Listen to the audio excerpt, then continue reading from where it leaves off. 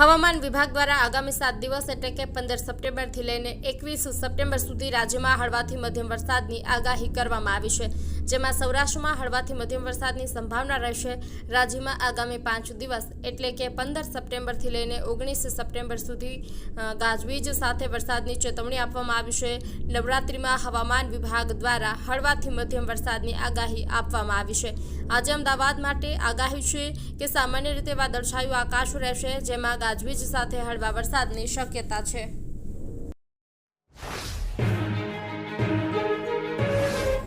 આ વર્ષે નવરાત્રિમાં મિક્સ મેચ ચણિયાચોળીના ટ્રેન્ડ જોવા મળશે, જેમાં વિન્ટેજ દુપટ્ટા, કુડી બ્લાઉઝ અને કચ્છી ગામઠી પટ્ટા ચણિયાચોળી મળશે।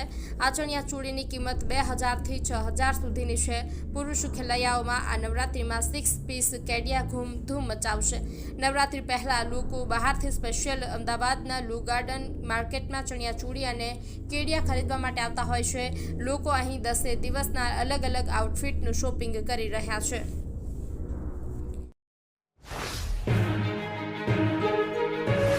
બનાસકાંઠા જિલ્લામાં પૂર અસરગ્રસ્ત વિસ્તારોમાં પશુધન માટે રાહત કાર્ય શરૂ કરવામાં આવ્યું છે। મુખ્યમંત્રી ભૂપેન્દ્ર પટેલની સૂચના અનુસાર કલેક્ટર મિહિર પટેલના માર્ગદર્શન હેઠળ સુઈગામ, ભાભર, વાવ અને થરાદ તાલુકામાં ઘાસ ડેપો શરૂ કરવામાં આવ્યો છે। વિધાનસભાના અધ્યક્ષ શંકરભાઈ ચૌધરી અને પૂર્વ સાંસદ પરબતભાઈ પટેલની હાજરીમાં ઘાસ ગાડીઓને અસરગ્રસ્ત વિસ્તારમાં મોકલવામાં આવી। રાજ્ય સરકાર દ્વારા સૂકો ઘાસચારો પૂરો પાડવામાં આવી રહ્યો છે। ભારે વરસાદને કારણે ગામડાઓમાં પાણી ભરાવાથી પશુઓ માટે ઘાસચારા સમસ્યા સર્જાઈ હતી। આ પરિસ્થિતિમાં સરકાર અને સેવાભાવી સંસ્થાઓ સંયુક્ત રીતે કામગીરી કરી રહ્યું છે।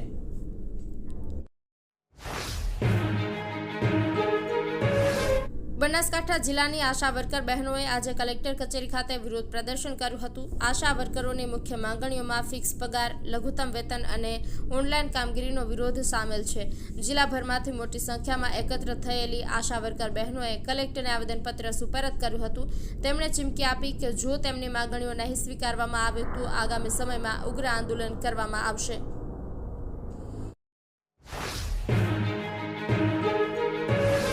બનાસકાંઠા જિલ્લામાં આવેલા ભારે વરસાદ બાદ પૂરગ્રસ્ત વિસ્તારોની સ્થિતિનો તાગ મેળવવા માટે કોંગ્રેસ પ્રદેશ પ્રમુખ અમિત ચાવડાએ આજે મુલાકાત લીધી હતી। તેમણે સુઈગામ તાલુકાના ભરડવા અને મોરીખા સહિતના અસરગ્રસ્ત ગામોની મુલાકાત લીધી હતી। આ મુલાકાત દરમિયાન સાંસદ ગેનીબેન ઠાકોર અને પૂર્વ ધારાસભ્ય ગુલાબસિંહ રાજપૂત સહિતના કોંગ્રેસના આગેવાનો પણ તેમની સાથે જોડાયા હતા। અમિત ચાવડાએ પૂરગ્રસ્ત વિસ્તારોમાં સ્થાનિક લોકોને પડી રહેલી મુશ્કેલીઓ અને હાલાકીનો પ્રત્યક્ષ તાગ મેળવ્યો હતો।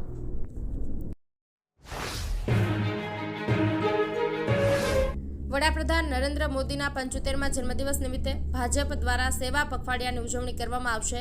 આ ઉજવણી 17 સપ્ટેમ્બરથી 2 ઓક્ટોબર સુધી ચાલશે। નવસારી જિલ્લામાં વિવિધ સેવાકીય કાર્યક્રમોનું આયોજન કરવામાં આવ્યું છે। કાર્યક્રમોમાં રક્તદાન શિબિર, મેડિકલ ચેકઅપ કેમ્પ અને વૃક્ષારોપણ કરવામાં આવશે। સરકારી હોસ્પિટલોમાં ફળ વિતરણ અને આંગણવાડીના બાળકોને બિસ્કિટ વિતરણ કરાશે। ગૌશાળાઓમાં સેવા અને સફાઈ અભિયાન પણ હાથ ધરાશે।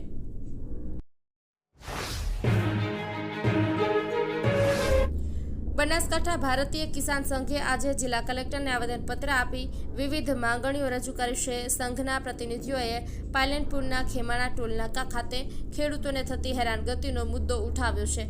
તેમણે આ સમસ્યાનું ઝડપી નિરાકરણ લાવવાની માંગ કરી છે।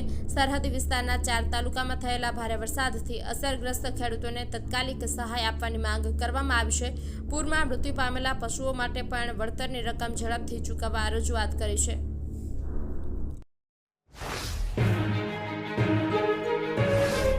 ધરમપુર રેન્જમાં વન વિભાગે ગેરકાયદે ખેરના લાકડાની હેરાફેરી કરતા 2 વાહનો પકડી પાડ્યા છે। વન વિભાગના સ્ટાફને ખાનગી બાતમી મળી હતી, તે આધારે આંબા રાઉન્ડ ખટાણા બીટના નાની ઢોલી ડુંગરી ગામે પેટ્રોલિંગ દરમિયાન વોચ ગોઠવવામાં આવી હતી। વન વિભાગના સ્ટાફે એક શંકાસ્પદ વાહનને અટકાવવાનો પ્રયાસ કર્યો હતો, જો કે ડ્રાઈવર વાહન મૂકીને ભાગી ગયો હતો। વાહનની તપાસ કરતા તેમાંથી વિના પરવાનગીએ ખેરના ટુકડાઓ મળી આવ્યા હતા। પાયલોટિંગ કરતી સ્વિફ્ટ કારનું ચાલક પણ વન વિભાગના સ્ટાફને જોઈને કાર મૂકી ફરાર થઈ ગયો હતો।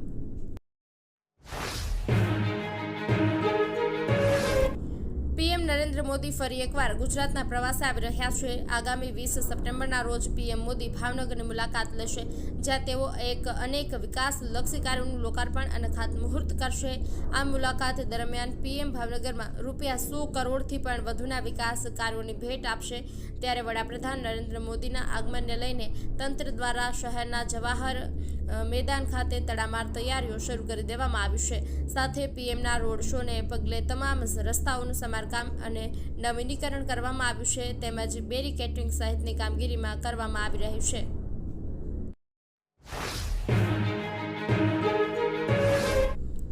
જામનગર શહેરના હાપા માર્કેટિંગ યાર્ડ પાસે 41 કરોડના ખર્ચે તૈયાર થયેલો ઓવરબ્રિજ લાંબા સમયથી બંધ હાલતમાં છે। તંત્ર દ્વારા બ્રિજનું ઉદ્ઘાટન ન કરાતા આજે શહેર કોંગ્રેસ અને વિપક્ષના નેતાઓએ પોતાની રીતે બ્રિજનું લોકાર્પણ કર્યું હતું। વિપક્ષ દ્વારા કરવામાં આવેલા આ કાર્યક્રમ બાદ પોલીસે તમામ વિપક્ષી કોર્પોરેટર અને કોંગ્રેસના આગેવાનોની અટકાયત કરી હતી। પોલીસે ત્યારબાદ બ્રિજને ફરીથી બંધ કરી દીધો હતો।